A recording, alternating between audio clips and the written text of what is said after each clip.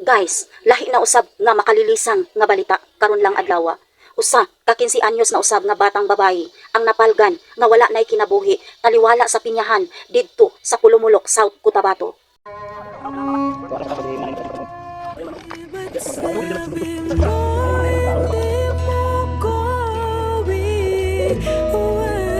Ginoo ko, grabe naman ni ang nahitabo karong panahon na. Bago pa lang ganitong nahitabo sa Valencia City, Bukidnon, nga 15 anyos usab nga babayi nga napalgan nga wala nay kinabuhi didto sa tunga-tunga sa Katubahan. Paingon sa ilahang balay, gikan siya sa eskwelahan. O karon na usab guys, naa na say 15 anyos nga dalagita nga napalgan na usab taliwala sa Kapinyahan or Pineapple Plantation sa Barangay Maligo, Pulumulok, South Cotabato. Ginoo ko, grabe na gyud ni, kahadlok na kayo sa panahon karon. Tanawan ko sa sir namin sa isang bayaw mga paligod og sanon. Namo pagkato na tayo wala ko sa balay, pinagtrabaho man ko. Nya. Moto na pagkagabi itanan ako na siya naguli. Nya, gina-update ako yung Facebook ba. Ginachatan pa na ko siya kung asa sa wala man di-reply nya. Moto pagka may comment sa gabi na-post nako nga. Kung kisa makakita ani aming akong anak palingo ko tawag sa akong number. Namo pero nag-comment, message ako nga naman si Inday nakita mo sa Maligo nagsakay daw moto nga badja. Alam ko nga okay ko nga. Moto nag-down ako nga kanang okay lang gud siya. Nya. Wala to pagkabulta karong bulta nya tabong na nagtana tong kwanta ko atong kapitan ko dito sa Maligo. Dahil nakita na imong anak kay narabay kilabay dito sa kuan, nga kinangan. Nawagan ko sa kapulisan nga ngayon dinitabang. Nakitabo sa uwang anak, wala gid mi sir. Problema kayo ko gid. Kapila mo yung anak. Kaya magwangan ako sir. Pero mo yung anak. Tunog, ang duwa na sa Davao. So sa imong isulti karon sa mga suspect na Kung sila kaluoy sa lagi buhat sa kong anak.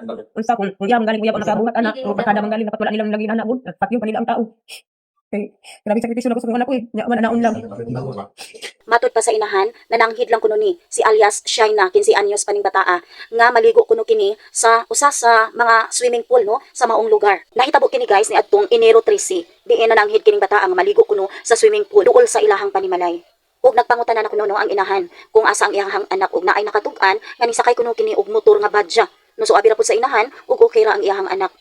Pagkabuntag kuno sa Enero 15 ug pagkabuntag karong adlaw Enero 15, iyahan na lang nabalitaan nga wala na kinabuhi ang iyahang anak. Ug matud pa niya, daghan kuno kaayong mga lagom-lagom sa lawas niini ug ang ulo niini maoy napuruhan. Mura kuno kini og gibunalan.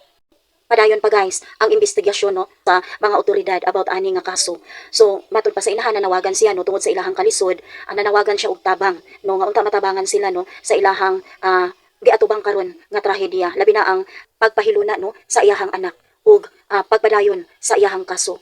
Ug kung naay impormasyon nga nakakita niining bataa, unta sila magmaisog sa pagtug-an sa kamatuoran aron makabot ang iyahang hustisya.